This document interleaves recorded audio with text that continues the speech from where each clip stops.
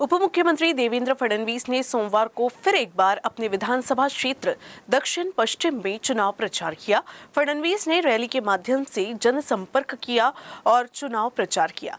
प्रचार के दौरान यूसीएन न्यूज से एक्सक्लूसिव बातचीत में फडणवीस ने कहा कि उनके माध्यम से शहर का जो विकास हुआ है उसको ध्यान में रखते हुए जनता फिर एक बार उन्हें अपना आशीर्वाद देगी और सेवा का मौका भी देगी। उप मुख्यमंत्री देवेंद्र फडणवीस अपने जो विधानसभा क्षेत्र है वहां पर प्रचार कर रहे हैं। ये एक दूसरी प्रचार रैली है उनकी और उनसे जो है इस प्रचार के दौरान भी मिलने वालों का एक तरीके से तांता लगा हुआ है और निवेदन जो है वो स्वीकार रहे हैं। देवेंद्र भाऊ, ये बताइए कि किस तरीके से रिस्पांस मिलता हुआ दिखाई दे रहा है और अब से देवा भाऊ के नाम से ज़्यादा प्रसिद्ध हो गए।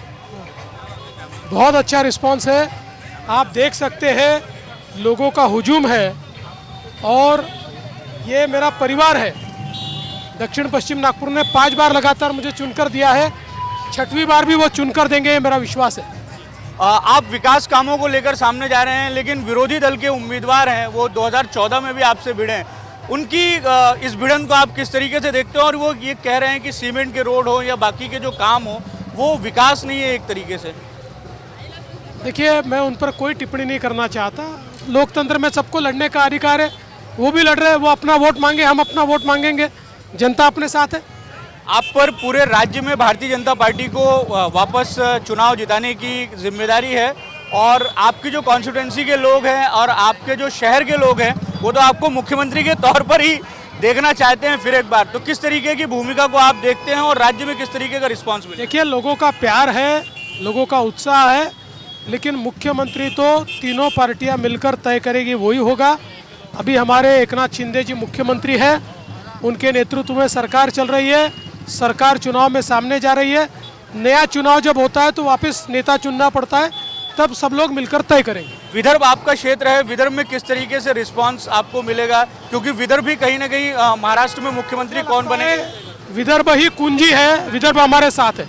और एक सवाल आपसे ये है कि आप जो हैं अपने विकास कामों को गिना रहे हैं, लेकिन विपक्ष आपको घेर रहा है और इन सब के बीच में जनता आपने जो विकास किया है, कई सारे विकास काम हुए हैं, प्राइम इंस्टीट्यूट नागपुर में आए हैं, उसको लेकर जनता किस तरीके से देखती है और सोचती है? मैं मानता हूं कि जनता जान रही है कि नागपुर का चेहरा किसने बदला है। नागपुर को एजुकेशन हब, नागपुर को मेडिकल हब, नागपुर को टेक्नोलॉजी हब, ये किसने बनाया है।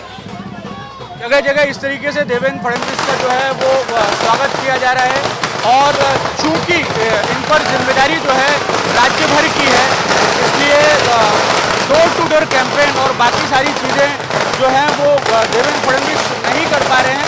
बावजूद उसके रैली के माध्यम से जो अपना ये प्रचार कर रहे हैं उसमें भी जगह जगह पर उनका जोरदार तरीके से स्वागत किया जा रहा है। बीते दिनों सर आपने आपकी कॉन्स्टिट्यूंसी नागपुर की जनता मोदी जी के साथ है, गडकरी जी के साथ है, हमारे साथ है। बीते दिनों आपका एक भाषण भी बड़ा चर्चा में रहा था जो आपने दक्षिण पश्चिम की जनता को दिया था और बड़ी भावनात्मक बातें और भावनात्मक अपीलें आपने की थी। आप जनरली पॉलिटिक्स में इस तरीके की बातें करते नहीं हैं।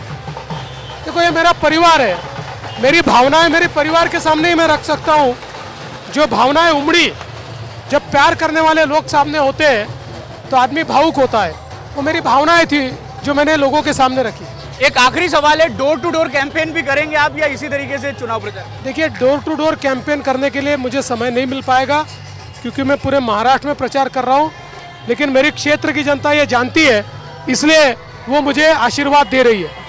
धन्यवाद। तो ये थे उप मुख्यमंत्री देवेंद्र फडणवीस जिन्होंने यूसीएन न्यूज़ से एक्सक्लूसिव बातचीत की और फिर एक बार जनता का आशीर्वाद उन्हें मिलने की उम्मीद जताई। कैमरामैन अतुल गवई के साथ दिव्येश द्विवेदी, यूसीएन न्यूज़, नागपुर।